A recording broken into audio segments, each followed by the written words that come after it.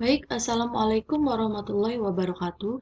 Kali ini Ibu akan menjelaskan cara kerja kelenjar adrenal dalam menghasilkan hormon untuk menanggapi rangsangan yang berupa stres.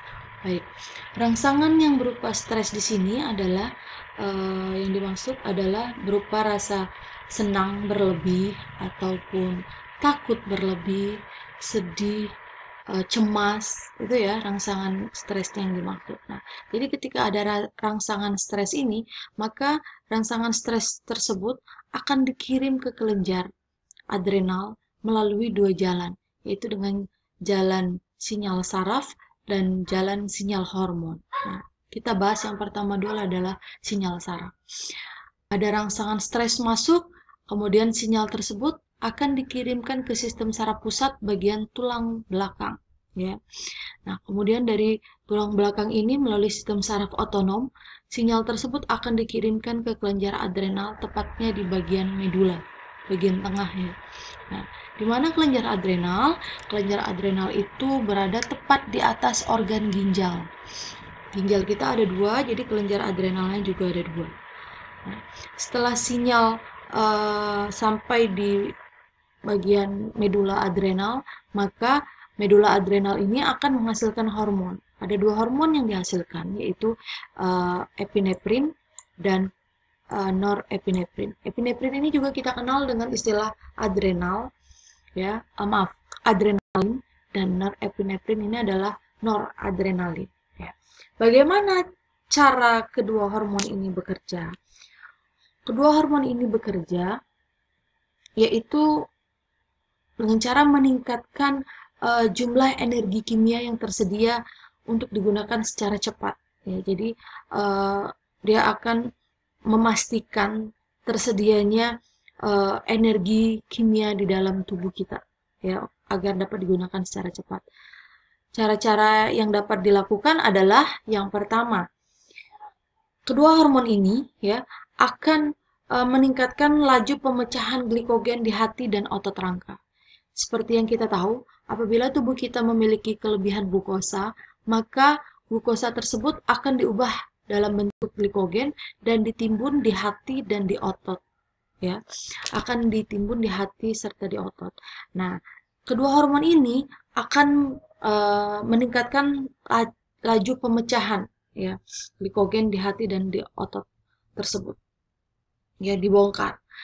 Kemudian yang kedua, hormon ini juga akan merangsang pelepasan asam-asam lemak dari sel-sel lemak untuk digunakan sebagai bahan bakar metabolisme. Jadi sel-sel lemak akan dibongkar menjadi senyawa lemak dan digunakan sebagai bahan energi. Selain itu, kedua hormon ini juga memiliki efek besar pada sistem kardiovaskuler dan respirasi. Ya. Pada sistem kardiovaskuler, hormon ini akan meningkatkan detak dan volume pemompaan darah ke jantung. Ya. Selain itu, pada sistem respirasi, dia akan menyebabkan pelebaran bronkeolus pada paru-paru sehingga meningkatkan laju pengantaran oksigen ke seluruh tubuh. Nah, ini ya. Ini increase blood pressure, increase breathing rate. Nah, itu yang dimaksud. Selain itu juga hormon ini juga akan membuat mengubah aliran darah dan menyebabkan penyempitan beberapa pembuluh darah dan pelebaran beberapa pembuluh darah. Ada beberapa organ yang mengalami penyempitan pembuluh darah, yaitu kulit, organ pencernaan, ginjal. Nah, itu adalah organ-organ yang mengalami penyempitan pembuluh darah. Sementara jantung, otot rangka itu organ-organ mengalami pelebaran pembuluh darah akibat dari kerja kedua hormon ini. Kenapa jantung, otot, dan otot rangka mengalami pelebaran pembuluh darah? Agar suplai darah ke organ ini meningkat. Karena organ-organ inilah yang akan bekerja untuk menanggapi rangsangan stres yang ada. Ya, itu adalah jalan kerja melalui sinyal saraf. Baik, yang kedua itu adalah cara kerja kelenjar adrenal melalui jalan sinyal hormon. Jadi, ketika ada rangsangan stres yang masuk, maka hipotalamus akan melepaskan hormon, yang hormon tersebut akan merangsang kelenjar pituitari bagian anterior untuk menghasilkan hormon ACTH, adenocorticotropic hormone. Nah, setelah ACTH ini dihasilkan, masuk ke pembuluh darah, terus sampai ke kelenjar adrenal di bagian korteks, maka kelenjar ini akan menghasilkan hormon-hormon steroid atau kortikosteroid yang ada dua macam, yaitu mineralokortikoid dan glukokortikoid. Nah, kedua hormon ini bagaimana cara bekerjanya? Yang pertama, glukokortikoid. Glukokortikoid atau kita kenal juga dengan hormon kortisol ya. Dia akan bekerja yang pertama membantu metabolisme glukosa. Caranya adalah dengan cara memperbesar pengangkutan bahan-bahan untuk membentuk glukagon. Nah, apa hubungan glukagon dengan ini semua? Jadi glukagon itu adalah hormon yang dihasilkan oleh pankreas ya. Kelenjar pankreas itu akan menghasilkan hormon glukagon namanya ya. Ini glukagon. Nah, hormon glukagon ini adalah hormon yang akan merubah nih glikogen menjadi glukosa. Ya, jadi glikogen tadi yang akan dibongkar oleh epinefrin dan norepinefrin.